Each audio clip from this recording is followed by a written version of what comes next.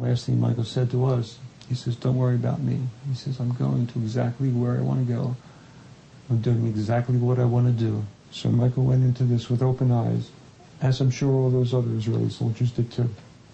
It's the price we pay for defending the nation we love.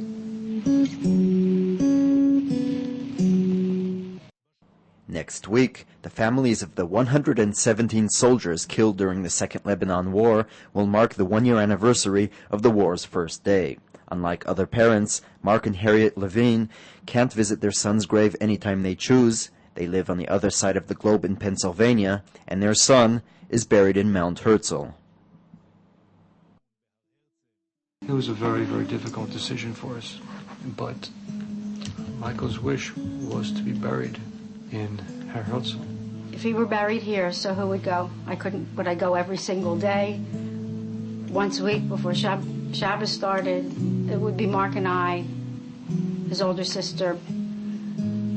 Here he has hundreds and hundreds of people from all over the world. After a number of visits to Israel, Michael decided to make Aliyah and volunteer for full service in the paratroopers as a lone soldier. And no matter what was going on here, he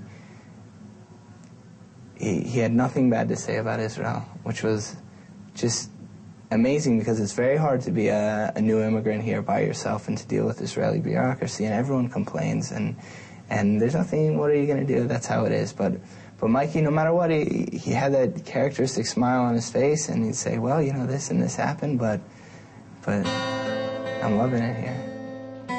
When the Second Lebanon War broke out, Michael was here on vacation at his parents' house. Without hesitation, he returned to Israel to his unit, but found out to his disappointment that his commanders decided not to let him go into Lebanon with the rest of his comrades. He says, I didn't come back here to go to Hebron. And Michael was very, very determined, and by the end of the day, he was able to convince his superiors. Before entering Lebanon, Michael called his sisters for the last time. You know, just in case something happens, I just want to say I love you. And I said, everything's going to be fine. What are you talking about? I'll talk to you later. He's like, I love you. I'll talk to you later. And that was it. It was like a 60-second conversation. He said to me, just saying he was going into Lebanon, and to know that if anything happens to him, he will always be with me. And then he said, I'll talk to you later. But obviously, I never did talk to him later. הכוח שלו נלחם ותפס מבנה, נערך בו להגנה, ובמהלך ההיערכות להגנה, לצערנו הרב, צרור של מחבל שנורה מחוץ למבנה, חדר פנימה דרך אחד הפתחים, פגע במייקל ופצע עוד שני לוחמים שהיו ממש סמוכים אליו. So many people are learning about Israel, about Zionism, about the need to defend Israel because of Michael's sacrifice. He has been an inspiration to a whole generation. His parents established a foundation in his name, which helps lone soldiers, and they are distributing among the Jewish communities this movie, which tells his life story and his love for Israel.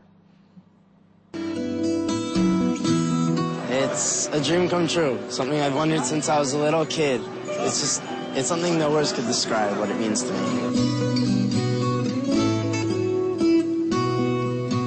So many people have approached me or written me or called me and said, your brother and his story means so much, and I am making Aliyah now to do what your brother wanted to do.